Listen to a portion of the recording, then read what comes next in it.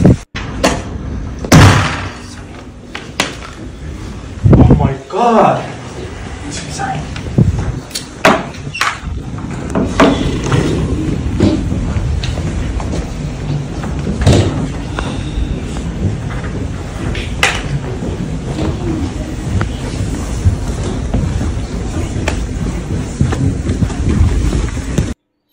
Assalamualaikum warahmatullahi wabarakatuh. Kembali lagi kawan di Legenda Catur Dunia. Itulah tadi kawan cuplikan momen di mana Magnus Carlsen gebrak meja saat Doma Rajugukes melangkah Raja F4 yang membuat dia kalah dari Doma Rajugukes. Ini adalah kekalahan pertama Magnus Carlsen dalam permainan klasikal menghadapi Doma Rajugukes setelah sebelumnya dia sudah 5 kali bertemu dalam permainan klasikal di mana Magnus Carlsen unggul 2 kemenangan dan 3 kali remis kawan. Ini baru pertama dia kalah oleh Doma Rajugukes di permainan klasikal kawan. Nah, posisi Magnus ini terancam di klasemen sementara setelah kalah dari Doma Rajugukes. Fabi juga mulai merangkak naik dengan 9,5 poin yang sama dengan Magnus Carlsen. Doma Rajugukes langsung menanjak ke posisi 3 kawan dengan perolehan 8,5 poin. Dan disusul Nakamura, Arjun Erigaisi, dan Wei menempati posisi buncit. Nah, 2 partai lainnya juga berakhir dalam permainan Armageddon kawan, yaitu partainya Arjun yang mengalahkan Wei dan Hikaru Nakamura bermain remis lagi melawan Fabiano Caruana. Nah, tentu Fabiano Caruana yang akan mendapatkan 1,5 poin kawan karena dia pegang hitam. Oke, sebelum kita lihat permainan Magnus Carlsen melawan Gukes di permainan klasikal kedua kawan, setelah pada klasikal pertama Gukes kalah oleh Magnus. Nah, Gukes akhirnya bisa balas dendam memanfaatkan kelengahan kesalahan Magnus kawan. Namun sebelum itu saya sedikit menginformasikan kawan tentang Battle Post Ronda seri kelima Sabtu malam minggu kemarin lusa.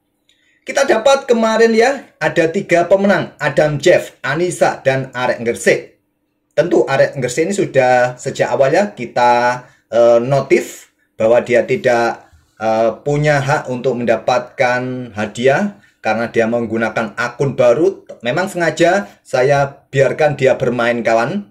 Secara nggak langsung dia sudah mengakui punya akun baru, walaupun tidak secara eksplisit, tapi saya simpulkan dia punya akun lama yang elonya lebih tinggi kawan. Saya berikan dia kesempatan untuk main dengan akun lamanya, tapi tentu nggak bisa masuk ke room turnamen, saya biarkan saja. Nah, soal Adam Jeff, dia sudah kena ban kawan dari chess.com.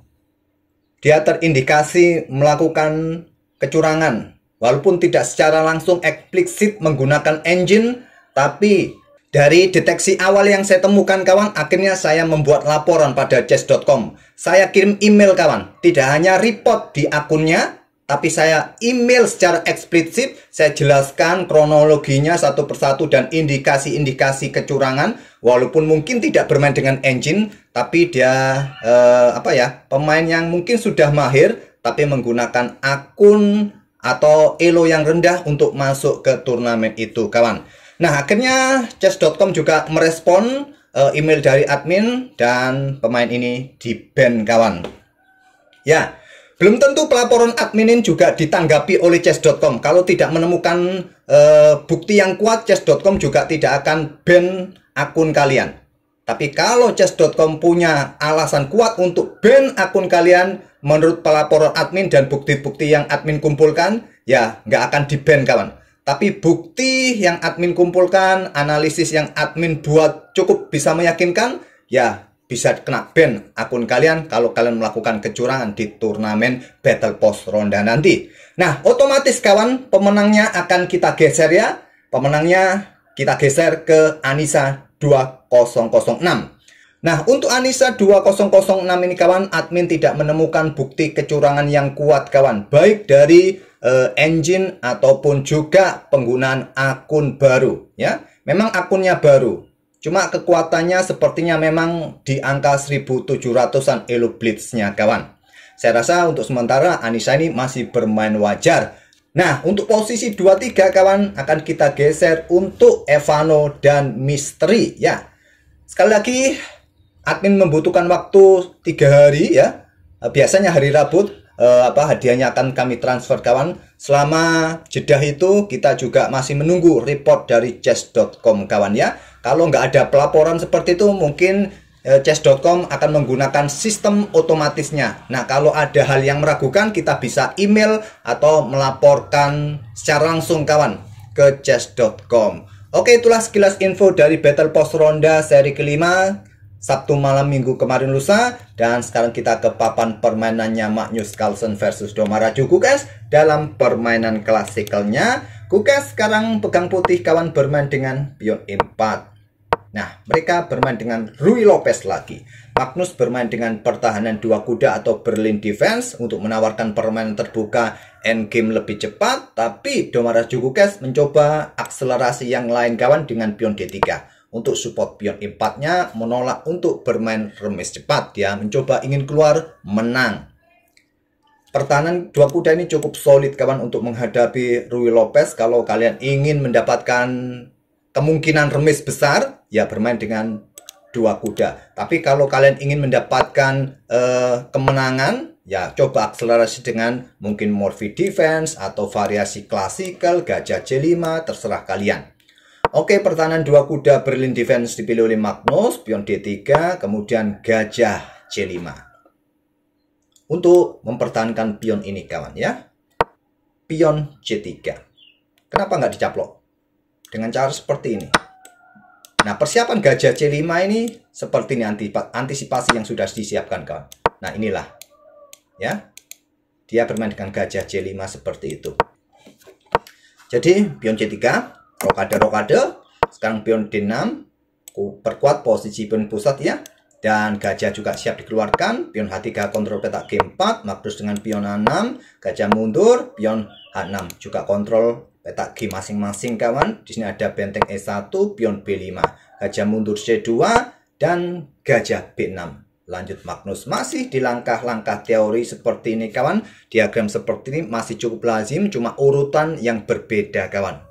Diagramnya sering kita lihat, ide-idenya masih sering kita lihat, cuma urutan berbeda. Jadi apa ya?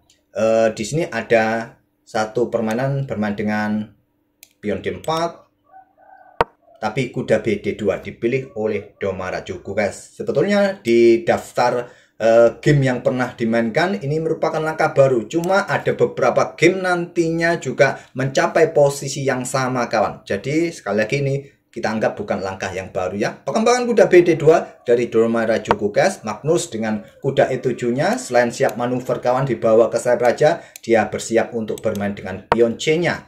Nah, Doma Raju Gukesh langsung counter di sayap menteri dengan pion A4.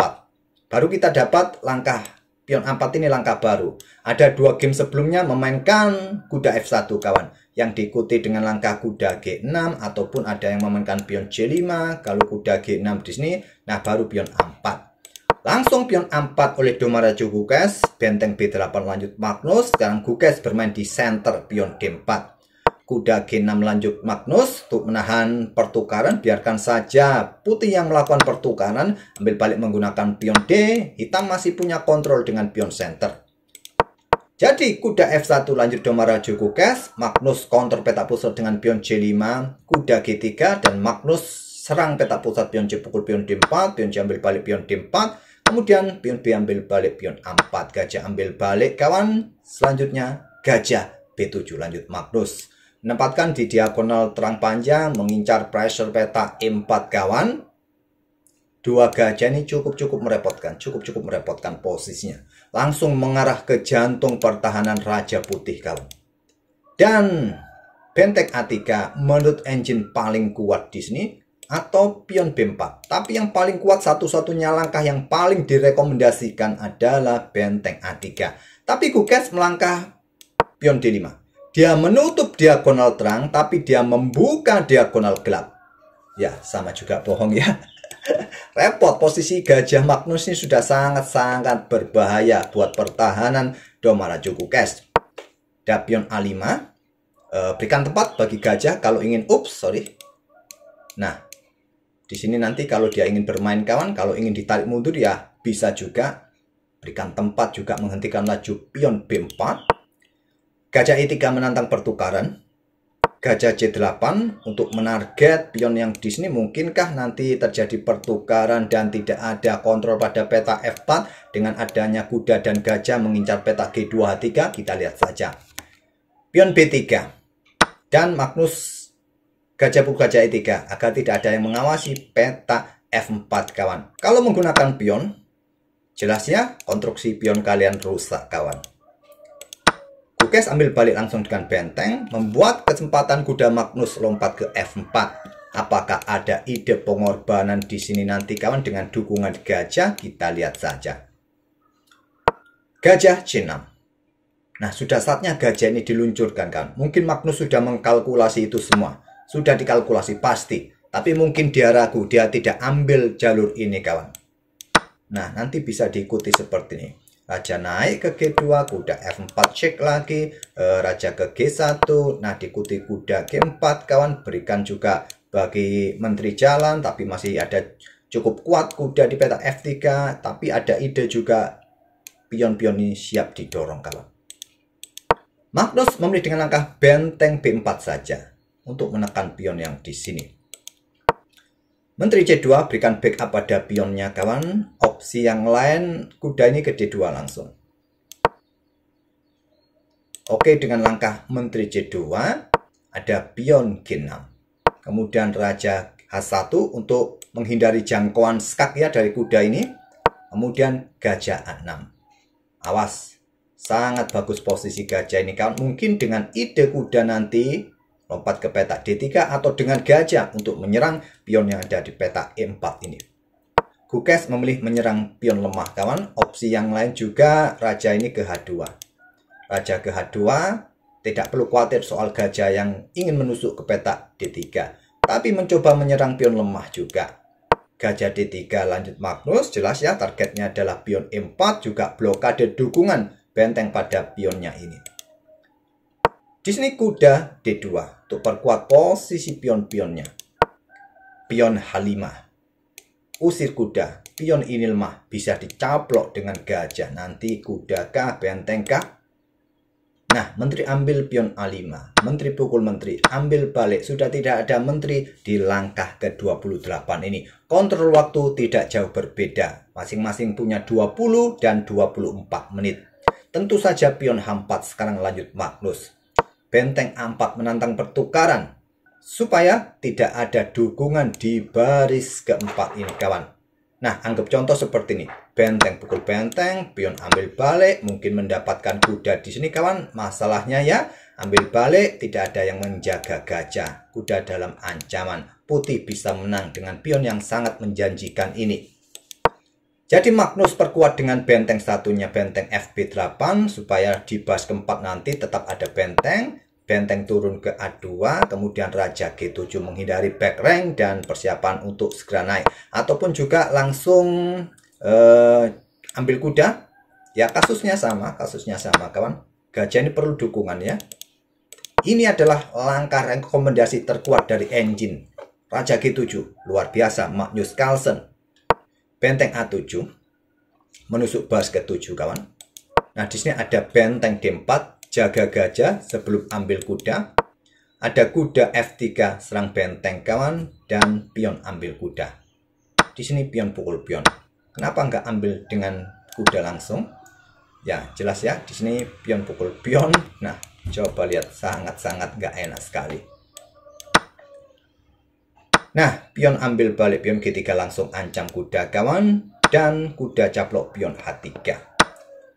Ambil pion E4 sangat kuat kawan. Pion ambil kuda F4 dan bisa kalian lanjut benteng D1 cek. Kalau benteng ke E1 ya di sini maka gajah sikat kuda bisa mendukung benteng.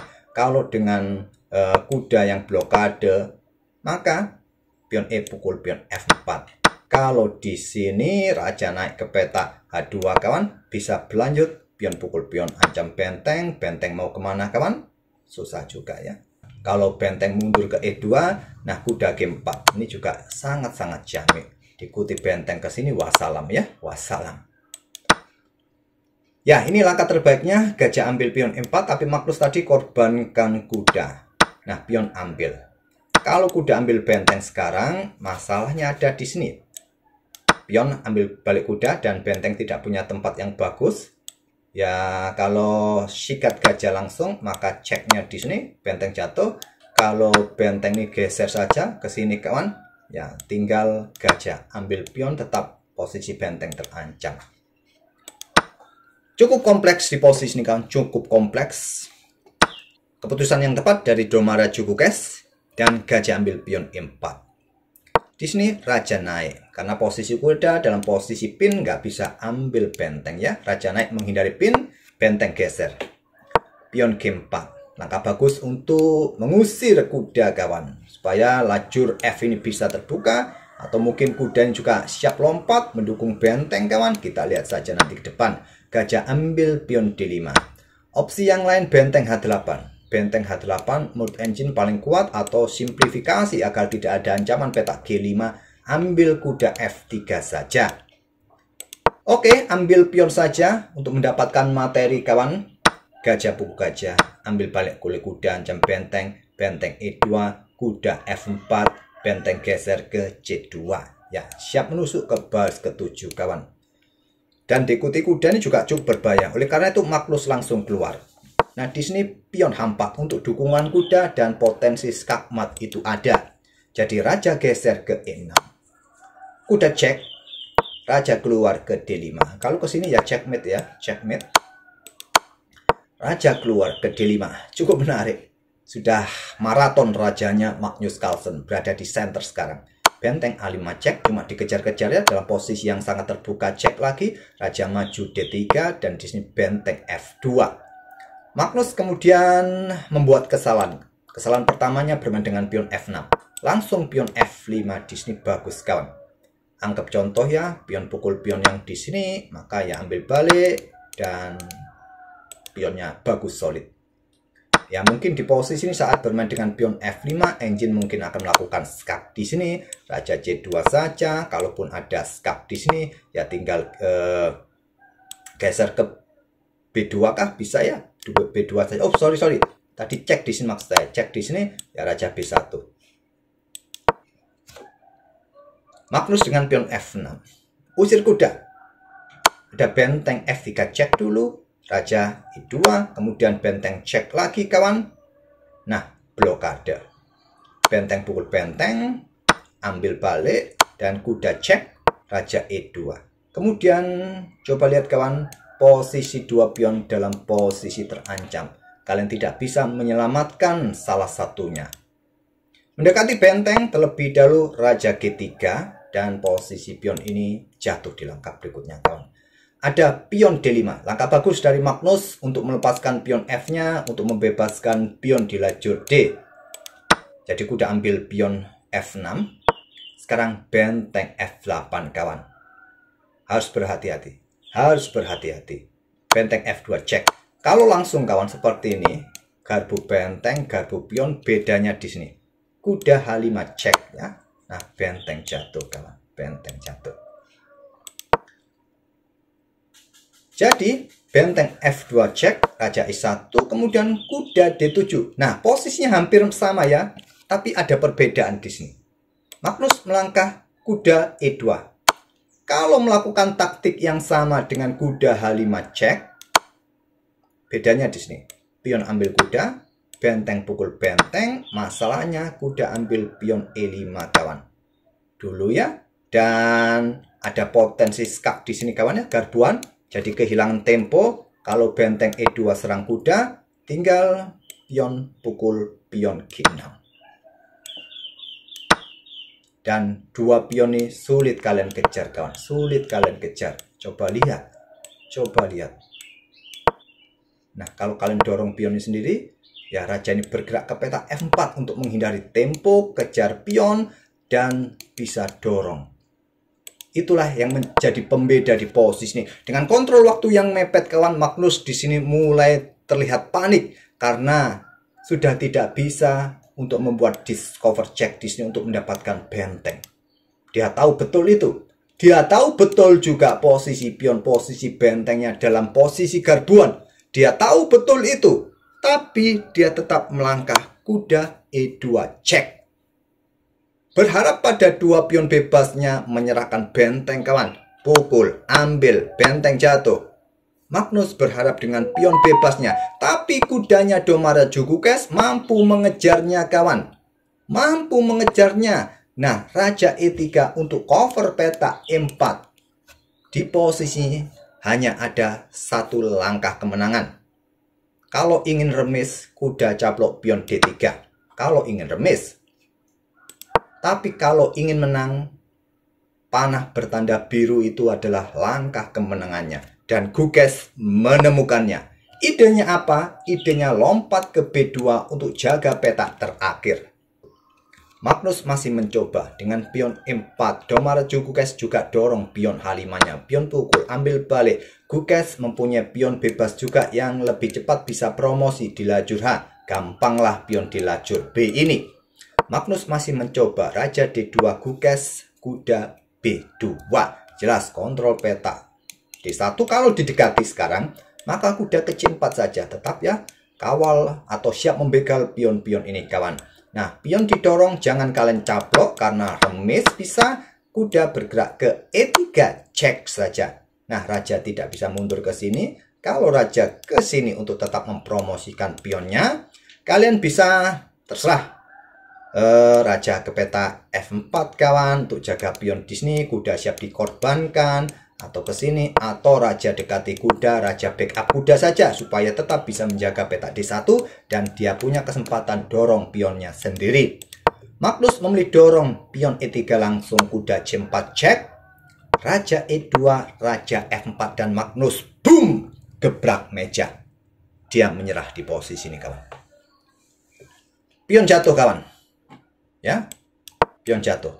Nah, kuda bisa kawal peta D1 dan dia bisa mempromosikan pionnya sendiri. Terserah mau pion ini kah, mau pion ini kah. Boom, Magnus gebrak meja. Dia kesal terhadap dirinya sendiri, bukan marah atau gimana sama Domarajo Gukes. Oke, itulah kekalahan pertama Magnus Carlsen dari Domarajo Gukes dalam permainan klasikal. Semoga menghibur kalian kawan. Dan kita akan bertemu di video-video berikutnya. Terima kasih sekali lagi. Wassalamualaikum warahmatullahi wabarakatuh.